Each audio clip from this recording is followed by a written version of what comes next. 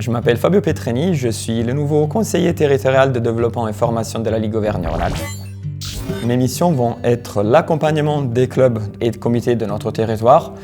En plus de ça, je vais suivre les aides qui ont été mises en place par la Ligue et je vais coordonner les formations techniques, y compris la formation d'accès aux jeunes aux responsabilités. Est-ce que tu peux me résumer en 30 secondes ta carrière avant cette prise de poste? En fait, je suis pongiste depuis l'âge de 19 ans, du coup j'ai commencé un peu tard. Avant, j'étais tennisman en Italie. Et là-bas, je me suis passionné au métier d'entraîneur. Du coup, j'ai passé les diplômes d'entraîneur bénévole exactement comme en France. Une fois que je suis arrivé en France, j'ai découvert le club de Chambéry et grâce à l'ancien président du club de Chambéry et l'ancien président de la Ligue Auvergne-Rhône-Alpes, Claude Chantreau, je me suis lancé dans le métier d'entraîneur. J'ai rapidement évolué sur la carrière de conseiller technique départemental et je suis resté en poste sur la Savoie à peu près 13 ans. Et alors comment tu as chopé ce virus du tennis de table? Parce que c'est un peu particulier, tu t'y es mis très tard. Oui. Qui c'est qui te l'a donné ce virus? Eh ben, en fait, j'avais mon père qui était pongiste. J'aurais voulu attaquer le tennis de table depuis tout petit. Mais en Italie, en fait, la perception du tennis de table n'était pas exactement la même qu'en France. Et du coup, ils m'ont mis en main une autre raquette, un peu plus grande, la raquette de tennis. Je me suis passionné aussi au tennis. Et on va dire que dans la malchance, grâce à une blessure au tennis, j'ai dû arrêter pendant un petit moment et mon père m'a demandé de remplacer dans une équipe de départementale à l'époque. Et là, j'ai dit, c'est quoi ce monde? Il est magnifique, j'adore, l'ambiance est complètement différente et du coup, je me suis lancé dans le tennis de table. Okay. Et je crois que tu es bien classé. Tu as une sacrée progression du coup.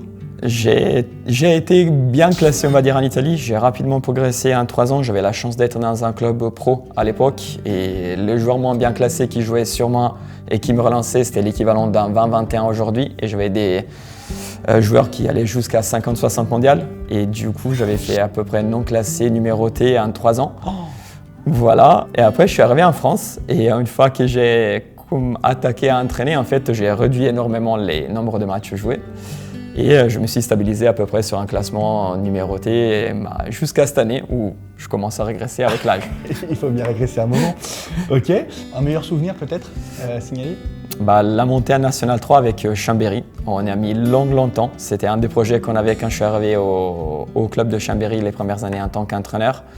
Et on avait formé notre équipe. Une fois arrivé en PN avec l'entente avec Excrési, c'était compliqué d'accéder au niveau national. On a mis 3 phases.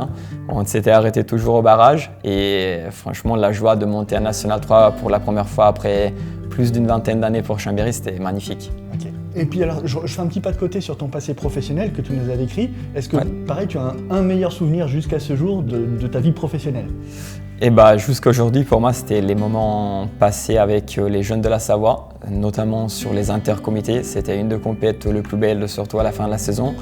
Des jolis résultats avec mon ancien département. On était un des plus petits départements représentés. On a fait plusieurs fois médaille.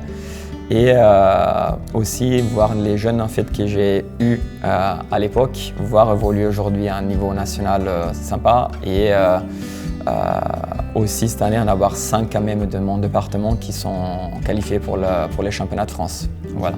Où on va dire que celui-là pour moi c'est le plus beau souvenir. Je vais quitter mon département en leur laissant le record de qualifiés en France pour la Savoie. Super. Donc Fabio, tu viens de prendre ton poste là.